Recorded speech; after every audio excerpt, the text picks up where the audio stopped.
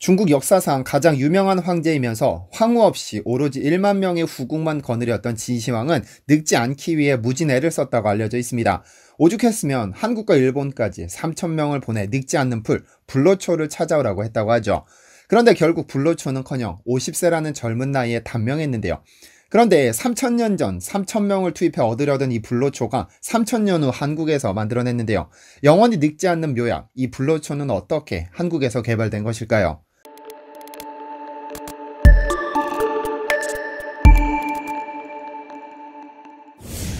안녕하세요, 디스멘터리입니다.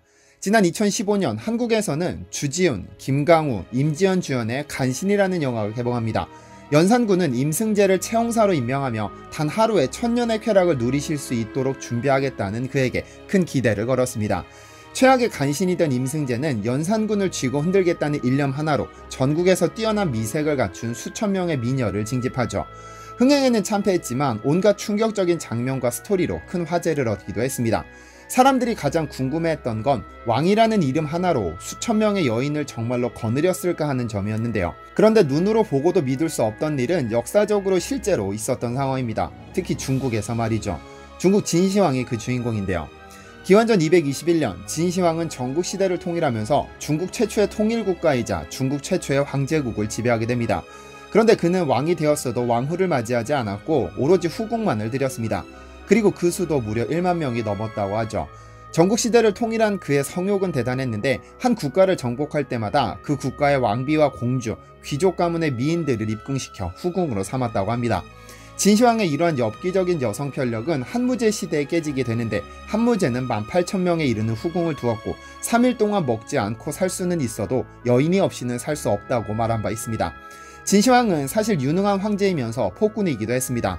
흉노족을 막기 위해 150만 명을 동원해 인류 최대 불가사의라는 만리장성을 쌓은 것이나 화폐와 도량형을 통일하면서 단일 문화권으로 묶는 것에는 크게 기여했습니다만 자신의 입맛에 맞지 않는 학문들을 탄압하고 정부에 반항하는 학자들을 태워 없앤 분서갱유나 70만 명을 동원해 자신의 사후를 지키게 하려는 목적으로 제작한 병마용 등 감히 상상도 할 수 없는 일들을 해냈습니다.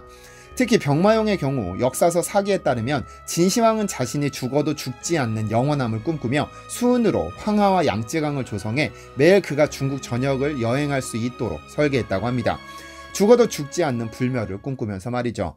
그런 진시황은 생전에도 영원한 젊음을 유지하고 싶어해 불로초, 즉 늙지 않는 명약을 찾기 위해 서복이라는 인물을 한반도와 일본으로 보내기도 했는데요. 그때 서복은 60척의 배와 3,000명을 데리고 한반도 곳곳을 샅샅이 뒤지면서 늙지 않는 묘약을 찾아다녔습니다.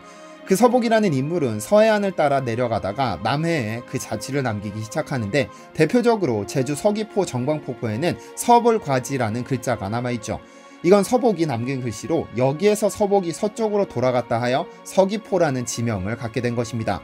참고로 인천의 소래포구는 소정방이라는 인물이 내방했다 하여 소래포구라고 불리는 것입니다. 결국 서복이 타고 간 배 60척은 다시는 진나라로 돌아가지 못했고 돌아오지 않는 배를 기다리던 진시황은 결국 3년 후 죽었죠. 그런데 진시황이 그렇게나 애타게 기다리던 불로초가 한국에서 개발됐습니다. 과학의 힘을 빌려 영원히 늙지 않는 묘약이 태어난 것이죠. 지난 11월 26일 카이스트의 조광현 교수 연구팀은 늙은 세포를 젊은 세포로 되돌릴 수 있는 소위 회춘 기술을 개발했다고 밝혔습니다. 그리고 아모레퍼시픽과 이 기술을 바탕으로 노화된 피부 주름을 개선하는 화장품을 개발하고 있다고 하죠.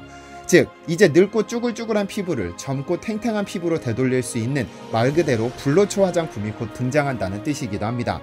노화란 시간이 흐르면서 신체 기관이 기능을 잃고 건강함을 상실하는 것을 말합니다. 따라서 시간이 흐름에 따라 세포가 손상되고 힘을 잃고 사멸하면서 피부가 쭈글쭈글해지는 것입니다.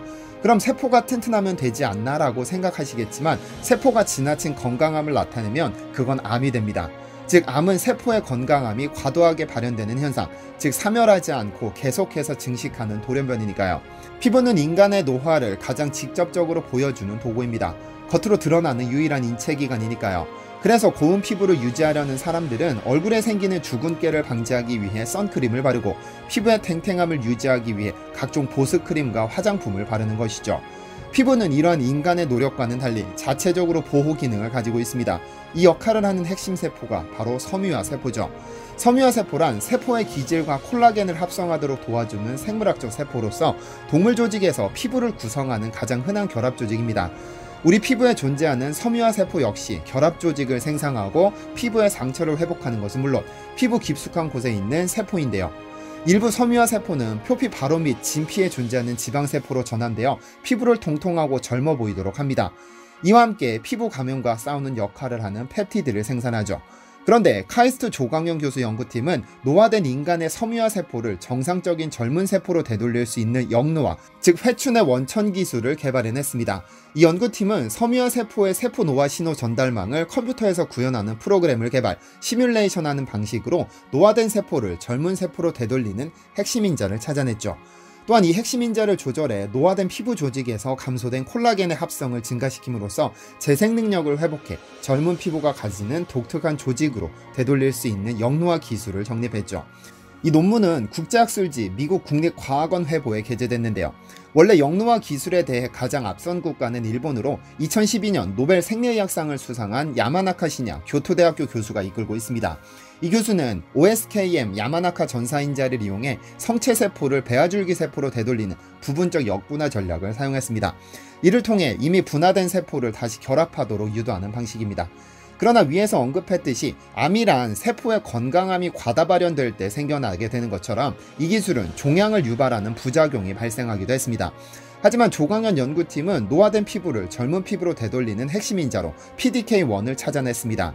이 인자는 단백질 합성과 세포 성장을 조절하는 mTOR와 면역물질 사이토카인의 생성에 관여하는 NFKB를 동시에 제어하는 역할을 하죠.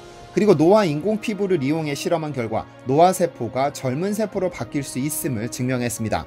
현재 이 연구팀이 개발한 PDF1 인자를 이용해 아모레퍼시픽은 늙고 쭈글쭈글해진, 즉 노화된 피부 주름을 개선하는 특별한 화장품을 개발 중에 있다고 하는데요. 만약 이런 화장품이 등장한다면 그동안 불가능하다고 생각됐던 세월의 흔적을 지워버릴 수 있는 기적이 현실화되는 것입니다. 다시 말해 진시황이 꿈꿨던 영원한 젊음이 현실화되는 것이죠. 아마 화장품이 개발되는 순간 화장품의 역사가 다시 쓰이지 않을까 합니다. 그런데 카이스트의 조광현 교수는 세포 연구 분야에 있어서 또 다른 획기적인 기술을 개발해내기도 했습니다. 인류가 치료할 수 없는 불치병이 두 개 있습니다. 탈모와 암이죠. 특히 암의 경우는 90년대 멜로드라마의 단골 손님이었을 정도로 치료가 불가능한 불치병이라고 알려져 있는데요. 암세포는 유전자 변이가 지속적으로 축적되면서 발생하는 질병입니다. 쉽게 말해 피부에 상처가 생기게 되면 세포가 떨어져 나가면서 상처 주위의 세포들이 외부균이 침입하지 못하도록 그 부위를 메꿉니다. 동시에 불필요한 세포는 자연적으로 소멸되고 그 부위에 필요한 새로운 세포가 생겨나면서 전체 세포 숫자는 정상을 찾아가게 되죠. 그런데 암세포는 이렇게 스스로 조절하는 기능을 잃어버린 변종입니다. 그래서 정상 수치를 유지한 후에도 스스로 조절하는 기능을 잃어버리고 이는 무제한적인 번식을 불러옵니다. 암이라고 부르는 종양덩어리는 이렇게 무한히 번식을 시작한 세포덩어리인 것이죠. 원래 암세포는 인간의 몸속에서 주기적으로 꾸준하게 생성됩니다만 내추럴 킬러 세포, 즉 NK세포가 몸속을 순환하면서 암세포를 죽이지만 암세포가 과하게 생성되면 이를 처리하지 못하게 되고 암이라는 무서운 병을 안게 되는 것입니다. 원래 암을 치료하기 위해 사용된 가장 일반적인 방식은 항암치료, 즉 빠르게 증식하는 암세포를 화학요법을 통해 증식을 막는 방법인데요. 하지만 이 치료 방식은 정상세포까지 죽임으로써 구토나 설사, 무기력증 및 탈모 등을 동반하는데 흔히 TV 드라마에서 암치료를 받는다 하면 모자를 쓰고 있는 이유가 여기에 있습니다. 온몸에 털이란 털은 모조리 빠져버리는 치명적인 부작용 때문이죠. 그런데 조광현 교수 연구팀이 근본적으로 암을 치료하는 원천 기술을 개발해냈습니다. 기존의 치료 방식이 세포를 제거하는 방식이었다면 조 교수 연구팀은 유전자가 변이된 암세포 인자를 조절해 정상세포로 되돌리는 기술입니다. 즉 변이된 암세포를 정상세포로 되돌려 근본적인 암치료가 가능해집니다. 만약 이 기술이 완벽하게 작용한다면 암이란 더 이상 불치병이 아니라 정복 가능한 흔한 병이 되는 것이죠. 그의 연구팀은 이 분야에 대해 세밀한 연구를 진행해왔고 정상세포로 되돌릴 수 있는 핵심 인자를 찾아냈습니다. 대장암 환자로부터 뗀 조직을 배양시켜 SETBD1이라는 인자의 활동을 억제했더니 변종세포가 정상세포로 돌아왔죠. 사실 20세기 초부터 암세포를 정상세포로 되돌리려는 연구가 간혹 있었지만 그 원리를 규명하지 못해 실패했었는데요. 그동안 가설로만 존재하던 것이 조광현 교수 연구팀에 의해 가능하다는 사실이 발견된 겁니다. 이번 연구는 암 치료의 새로운 지평을 연 것으로 평가되는데, 만약 임상을 통해 시장에 나오면 인류 역사를 뒤바꾼 중대한 사건이 됩니다. 노벨의학상은 따놓은 당상이죠. 세계보건기구 WHO에 따르면 2018년 한 해 암으로 사망한 사망자 수는 900만 명으로 집계됐는데 2030년이 되면 1600만 명으로 늘게 된다고 합니다. 얼른 조광현 교수팀의 연구가 임상실험을 마치고 세상을 구하는 기술이 됐으면 좋겠습니다. 이러한 불치병이라는 분야에 있어서 한국인 과학자들의 성과가 눈부신데요. 퇴행성 뇌질환의 3대장으로 불리는 질환이 있습니다. 치매, 뇌졸중, 그리고 전설의 복서 무하마드 알리가 알타가 사망한 파킨슨병이죠. 파킨슨병의 경우 아직 그 원인이 명확히 밝혀지지는 않았으나 뇌와 척수의 뇌세포군이 서서히 기능을 잃고 세포수가 감소하는 것을 원인으로 보고 있습니다. 이러한 퇴행성 신경질환은 신경세포의 사멸과 관련되는데, 발병 부위에 따라 신체가 약해지거나 인지기능에 문제가 발생하거나 근력이 저하되는 등의 부작용을 유발하죠. 그런데 하버드 의대에 근무 중인 김광수 연구팀은 파킨슨병 환자의 피부세포를 도파민 신경세포로 전환시켜 뇌에 이식하는 임상을 세계 최초로 성공했습니다. 이들은 일본 교토대에서 개발한 역분화 줄기세포 기술을 활용해 실제 파킨슨병 환자에게 주입했는데 2년 만에 수영을 하고 자전거를 탈 정도로 완전하게 회복되는 모습을 확인했습니다. 지난 2017년 FDA의 승인을 받아 이 세포를 2차례에 걸쳐 이식했는데 완벽히 정상인으로 태어난 겁니다. 이는 역분화 줄기세포를 이용해 세계 최초로 파킨슨병을 치료한 사례로 기록됐죠. 김광수 교수는 약 20년의 연구 과정을 거쳐 2009년 세계 최초로 바이러스의 도움 없이 역분화 줄기세포를 만들었고, 이를 파킨슨병 동물에게 적용시키는 기술을 개발했죠. 그리고 2017년에는 도파민 신경분해의 메커니즘을 밝혀내면서 임상에 적용할 수 있는 가능성이 생겼고, FDA의 승인을 받아 임상에 도전, 결국 2년 만에 그 성능을 입증했습니다. 향후 더 확실한 안전성과 효능을 인정받기 위해서는 더 많은 환자를 상대로 진행되어야 하지만, 만약 같은 효과가 입증된다면 고령사회로 접어든 현대사회에 큰 희망이 될 수 있습니다.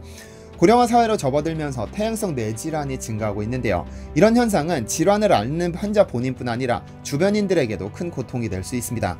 현재 한국은 OECD 국가에 비해 퇴행성 뇌질환 환자의 증가 속도가 4.5배 빠르다고 하는데, 치료제가 한국 과학자의 손에서 개발된다면 좋겠습니다. 아름다움을 잃을까 모든 여성들의 고민이었던 노화, 방사선 치료 외에 치료법이 없어 고통받는 암 환자, 인지능력 저하 및 근력 저하로 남모르게 아파하던 퇴행성 뇌질환 환자까지 곧 모두가 함께 웃는 날이 올 수 있기를 바라봅니다. 시청해주셔서 감사합니다.